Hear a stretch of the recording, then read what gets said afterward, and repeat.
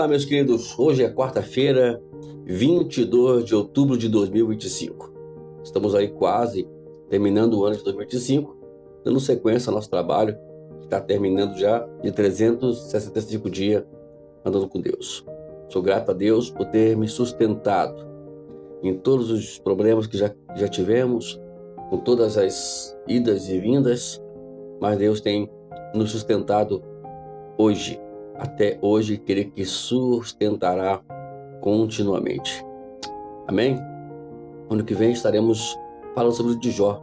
Te convido, a partir de janeiro, já na primeira semana de janeiro, já vai estar, no canal aí, o nossa história, a nossa conversa sobre o livro de Jó. Vamos lá? O nosso tema de hoje é Mãe Robin. Mãe Robin. O texto está em Salmos, Salmo 39, verso 13 a 18. Vamos ler a nossa história, muito bonita hoje. Muitas mulheres na Indonésia referem-se à mãe Lin, a Robin Lin, como mãe Robin, por tê-las ajudado durante a gravidez e parto. Sem o seu cuidado, o acesso às clínicas que organizou, elas não receberiam o atendimento necessário. Robin disse: o primeiro suspiro de um bebê na terra poderia ser de paz e amor. Todas as mães deveriam ser saudáveis e fortes. Todo parto deveria ser seguro, cheio de amor. Mas nosso mundo ainda não chegou lá. Apoio a visão desta mulher em que a vida dos bebês que ainda não nasceram é estimulada e valorizada. Tenho esses valores porque cada bebê nascido ou por nascer é um exemplo da maravilhosa ação de Deus. Davi escreveu: tu criaste cada parte do meu corpo e tu me formaste na barriga da minha mãe. O ultrassom nos permite ver exatamente o que Davi menciona: um coração batendo, uma espinha dorsal, um cérebro, até mesmo os dedos das mãos e dos pés, todos visíveis enquanto Deus os forma dentro do útero. A Bíblia afirma que Deus não apenas forma e vê os bebês dentro do útero, mas também vê o futuro de cada vida, ou seja, Ele entende a personalidade do bebê. Lembra-se de Agar? Deus enviou um mensageiro a ela para confortá-la e prepará-la. Este filho será como um jumento selvagem. Deus também sabe que cada bebê está destinado a se tornar. Ele disse a Jeremias: quando você ainda estava na barriga da sua mãe, eu o escolhi e separei para que você fosse um profeta para as nações. Profetas rebeldes ou até mesmo rivais como Esaú e Jacó. Deus criou a todos, conhecia seu futuro, queria que eles nascessem. Como seguidores de Deus, precisamos proteger, prover e valorizar as crianças que refletem sua imagem e demonstram seu incrível poder criativo. Deus valoriza a vida, mesmo quando ainda não entende o que é a vida. Hoje, temos aí as ativistas que querem dar aí a lei ao aborto. Gente, independente, eu creio que é uma vida.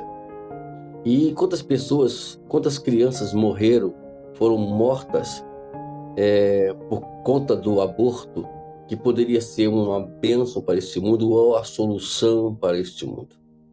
Infelizmente, a resposta que eles têm a respeito do aborto, ela é muito vazia e sem fundamento. Por quê?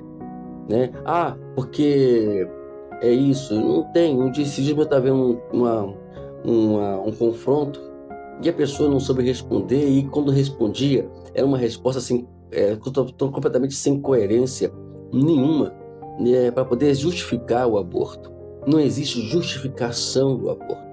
Existem pessoas que querem, de todas as maneiras, se livrar de uma irresponsabilidade ou se livrar de situações que, infelizmente, todos nós passamos nesta vida.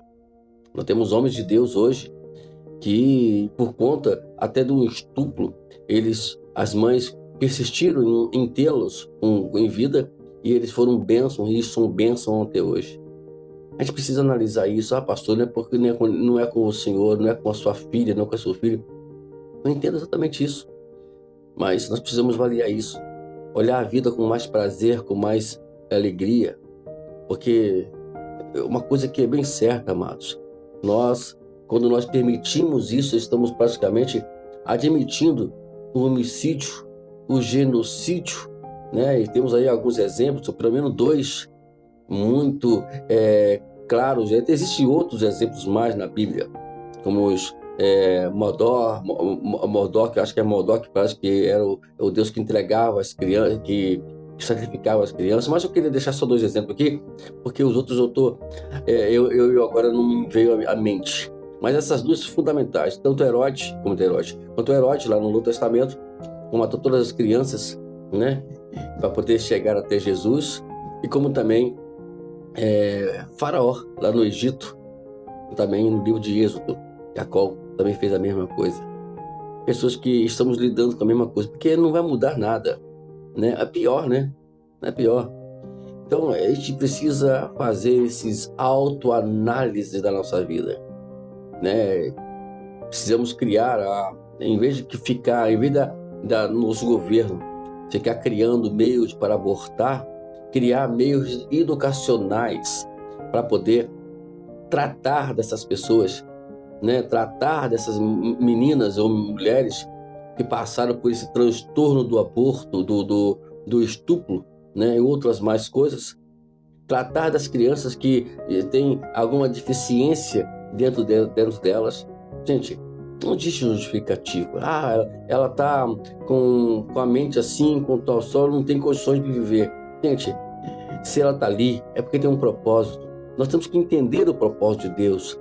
Deus, ele não permite nada que não haja propósito. O problema é que a gente não quer encontrar o propósito. A gente quer logo ir às nossas próprias soluções. Aí acontece aí essas tragédias que a qual se chama de aborto, né? Então, tem casos que a gente pode resolver isso, mas tem casos que não. Então, gente, a gente precisa entrar nisso. É muito complexo, sim, confesso a vocês. Falar isso hoje neste mundo que não tão envolvido com o egoísmo, com o pessoal deles. É difícil você pregar contra o aborto. É muito difícil, mas nós não podemos nos calar. Temos aqui exemplos da Bíblia, como Daniel, como o próprio Ismael, né? E que Deus, mesmo em meio aos erros, Ismael nasceu, né? Poderia muito bem Agar, né?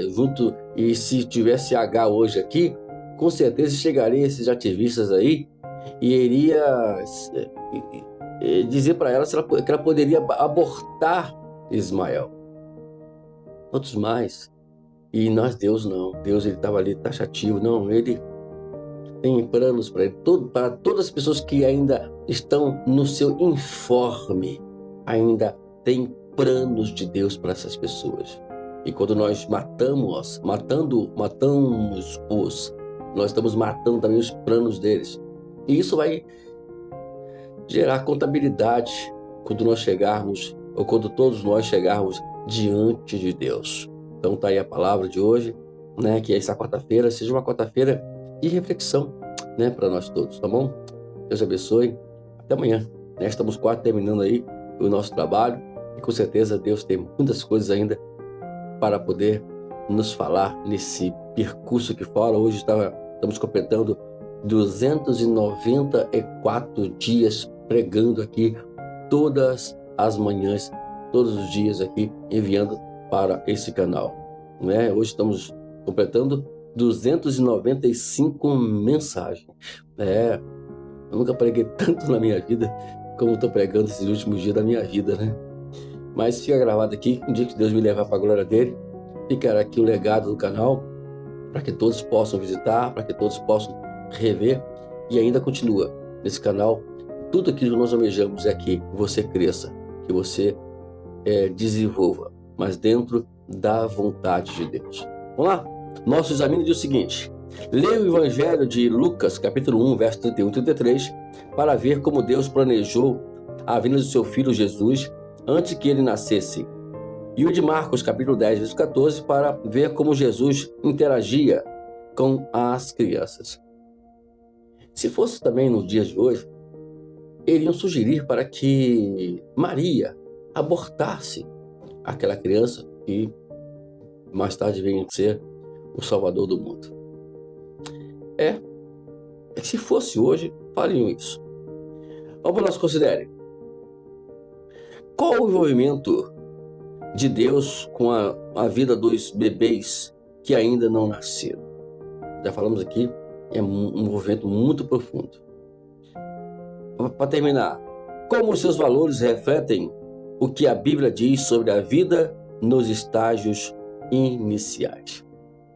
Não existe, a vida não começa quando nasce, ela começa quando o espermatozoide ele penetra lá no óvulo da mulher. Ali começa a vida, quando ali começa já a desenvolver a vida.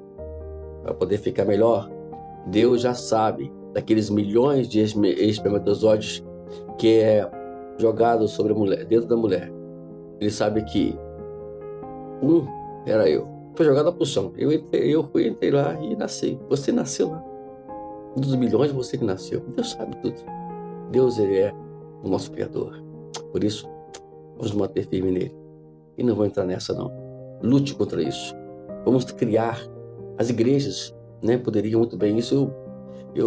Quem sabe aí mais tarde, com a ajuda dos irmãos e outros mais, nós podemos criar aí esse tipo de educação, de núcleo, não podemos dizer, de ONG dentro da igreja, para ajudar meninas que foram estupradas, para poder ter seus bebês com toda a alegria, ajudar as pessoas com depressão e outras mais coisas. Nós temos projetos, tudo está dentro de mim, eu só preciso da ajuda de Deus para poder fazer isso, e ter certeza que Ele vai me ajudar, e também da tua ajuda também, Vamos trabalhar em cima disso. Nosso objetivo aqui nesse canal não é apenas criar um podcast como já temos não é somente trazer mensagens criativas como nós trazemos todos os dias aqui, de estudos, de palestras, de conversas, mas muito mais do que isso, trazer aqui a ideia do nosso Ministério OPA, que é um ministério que tem como objetivo pregar o Evangelho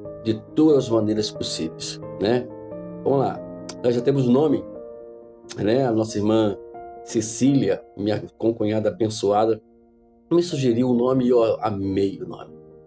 OpaCast. Será o nome aí do nosso trabalho que estamos fazendo semanalmente com nossos amigos. Comecei com a minha esposa e vamos estar essa semana aí, um amigo nosso aí. Deus abençoe. Até amanhã.